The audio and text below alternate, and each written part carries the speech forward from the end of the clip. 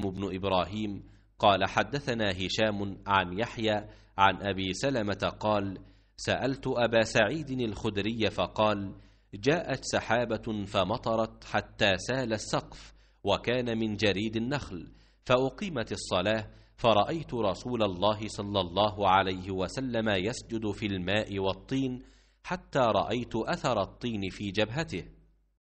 अबू सलमा बिन Abdurrahman ने कहा कि मैंने अबू सईद खदरी रज़ियल्लाहु ताला अन्हु से शब क़द्र को पूछा।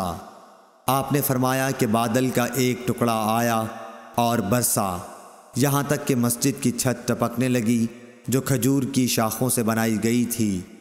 फिर नमाज के लिए तकबीर हुई। मैंने देखा कि नबी करीम सल्लल्लाहु अलैहि वसल्लम कीचड़ और पानी में सजदा कर रहे थे। कीचड़ का निशान आपकी पेशानी पर भी मैंने देखा। सही बुखारी हदीस नंबर 669।